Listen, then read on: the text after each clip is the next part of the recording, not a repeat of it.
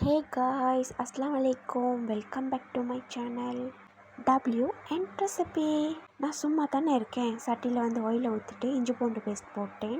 இஞ்சியும் பூண்டையும் அரைச்சி கப்பில் போட்டு வச்சுட்டேன். ஏன்னா நான் சும்மா தானே இருக்கேன்.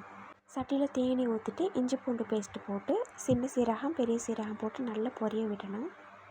இப்போவுமே நான் சும்மா தானே இருக்கேன். அதுக்கப்புறமா வெங்காயத்தை கட் பண்ணி போட்டு பச்சை கொச்சிக்காய் கருவேப்பிலை தக்காளி ரம்பை அதையும் சேர்த்து நல்லா வதக்கி எடுத்தாச்சு. இதையுமே கட் பண்ணினேன். ஏன்னா நான் சும்மா தானே இருக்கேன்.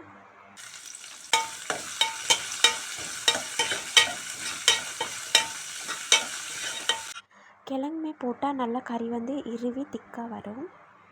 வீடியோ ஸ்டார்ட் பண்ணதுலேருந்து இன்ன வரைக்கும் நான் என்ன செய்ய போகிறேன்னு சொல்லலை இல்லையா. இறால் பாலானம் தான் காய்ச்ச போகிறேன். ஏன்னா நான் சும்மா தான் நிற்கிறேன். அதால் இறால் பாலானம் காய்ச்சுறேன்.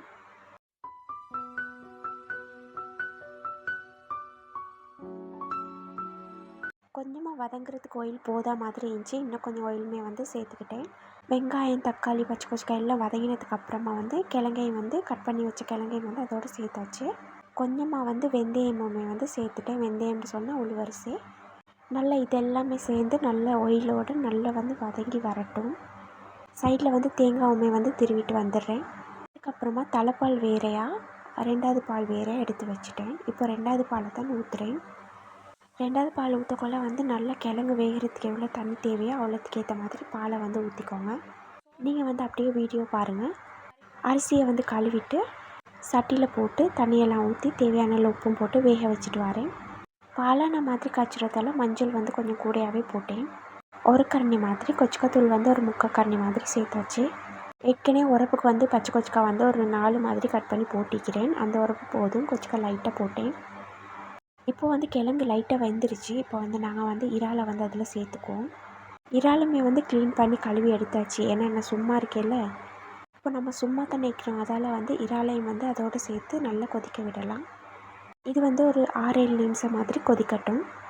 கறி கிழங்குலேயே கொஞ்சம் ஆணை வத்தின மாதிரி இருக்கும். இன்னும் கொஞ்சம் பால் சேர்த்து இறால் வேக விட்டுட்டேன். இறால் வேகட்டும் காய்ஸ். நீங்களும் வீடியோ பாருங்கள். நான் போயிட்டு சும்மா தான் நிற்கிறேன். அதால் உடுப்பெல்லாம் கழுவி வச்சுக்கிறேன். அதை போயிட்டு கொடியில் காய போட்டு வந்துடுறேன். இப்போ பார்த்தீங்கன்னு சொன்னால் இறாலுமே வெந்துட்டு கிழங்கும் ஏற்கனவே வெந்திருந்ததை விட இன்னும் கொஞ்சம் நல்லா வெந்துட்டு கிழங்கு கொஞ்சம் நல்லா வெந்துருச்சு. அந்த கறியிலே கொஞ்சம் கரைய ஆரம்பிச்சிட்டு அப்போ அந்தளவு இருந்தால் தான் கறி நல்லா திக்காக வரும்.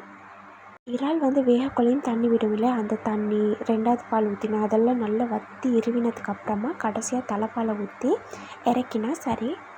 அதுக்கப்புறமா நான் சும்மா தான் நிற்க போகிறேன். அதால் லஞ்சையுமே சாப்பிட்டோன்னு சொல்லி சாப்பிட்டேன். உங்கள் வீட்லேயும் எவ்வளோ வேலை செஞ்சாலும் சும்மா தானே இருக்கேன்னு சொன்னாங்கண்டா அவங்களுக்குமே இந்த வீடியோ ஷேர் பண்ணுறதுக்கு மறந்துடாதீங்க. நீ சும்மா தானே இருக்கேன்னு சொல்கிறவங்க மூஞ்சில் ஒரு குத்தணும் போல் இருக்குது. மனசுலேயே அவங்கள திட்டிட்டு போய்ட்டுருவோம். சரி ஓகே காய்ஸ், நெக்ஸ்ட் வீடியோவில் பார்ப்போம். லைக் பண்ணி கமெண்ட் பண்ணுங்கள். பாய்.